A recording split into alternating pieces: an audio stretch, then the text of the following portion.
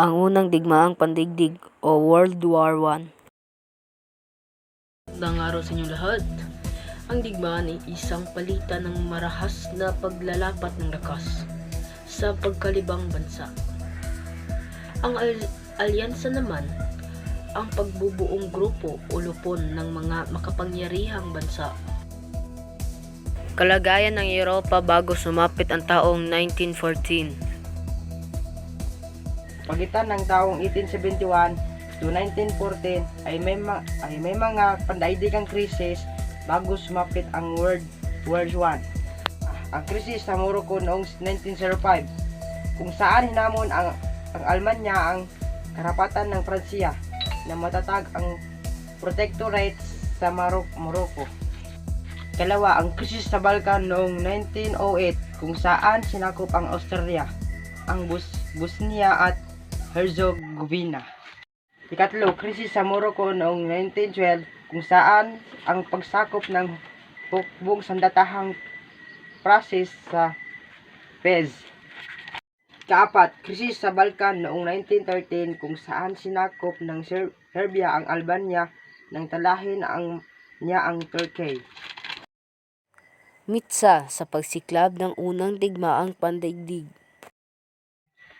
Noong ika-18 ng Hunyo noong 1914, si Archduke Francis Ferdinand na tagapagmana ng trono sa Austria ay dumalaw sa Sarajevo, Bosnia. Siya ay pinagtaksil ni Gavrilo Princip, isang Serbian na nanirahan sa Bosnia. Si Princip at ang kanyang kasama ay kabilang sa The Black Hand, isang grupong terorista laban sa Austria. Naghihinalang ang Austria na kinalaman ang Serbia sa pangyayari at agad ipinadala ang ultimatum ang Austria at sa Serbia.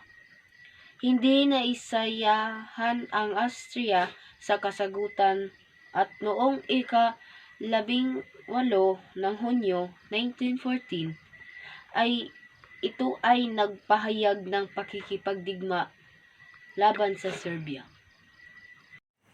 Ang mga sanhi ng unang digmaang pandaigdig.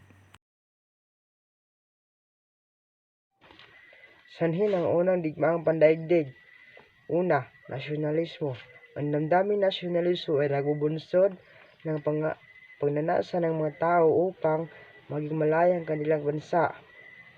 Kung minsan ito ay lumalabis at naging panatikong pagmamahal sa bansa. Halimbawa, ang mga Junker, ang aristokrasyang militar ng Alemanya ay nagpilit na sila ang nangungunang lahi sa Europa. Dalawa, imperialismo. Isang paraan ng pagpapalawak ng pambansang kapangyarihan at pag-unlad ng mga bansang Europeo.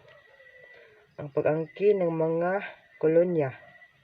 Ang pag-uunahan ng mga kapangyarihang bansa na sumakop ng mga lupain at magkaroon ng kontrol sa pinagkukunang yaman at kalakal ng Afrika at Asya ay lumikha ng samaan ng loob at pag-aalitan ng mga bansa.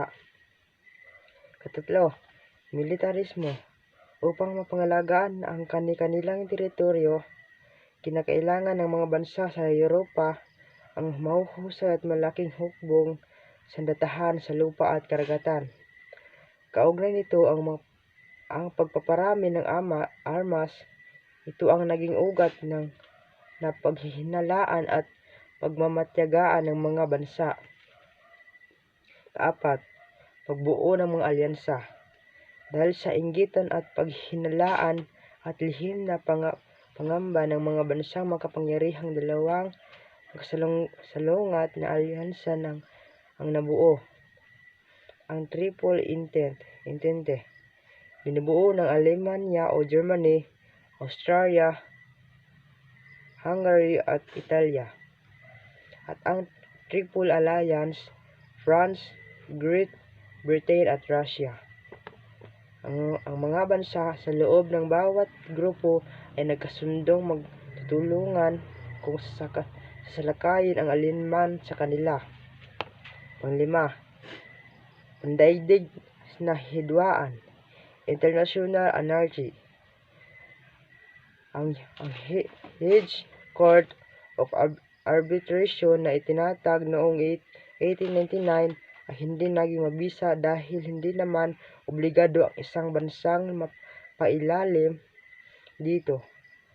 Sa kasamaang palad, ang mga kasunduang ito ay nabura ng sumiklab ang unang digmaang pandaigdig.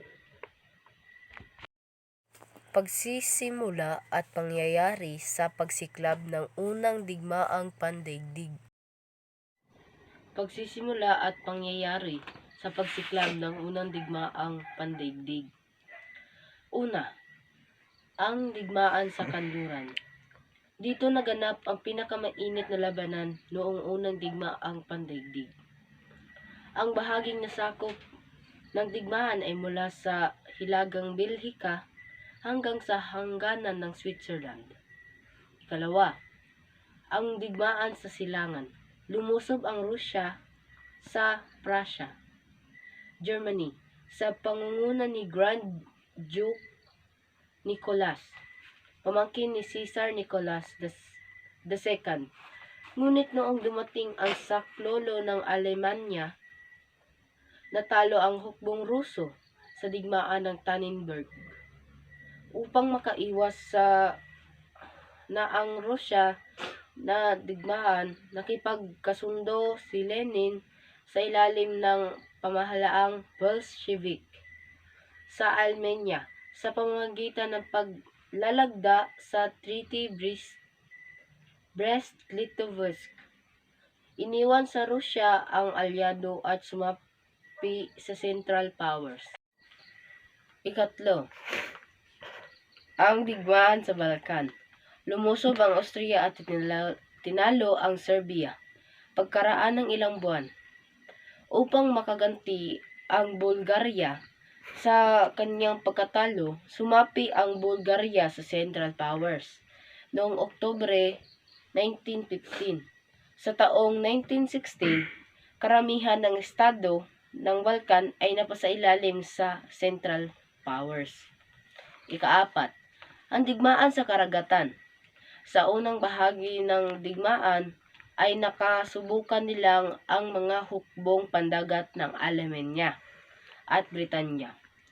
Ang lakas pandagat ng Britanya ay naitaboy ng mga barkong pandigma ng Alemanya mula sa 7 dagat o 7 seas.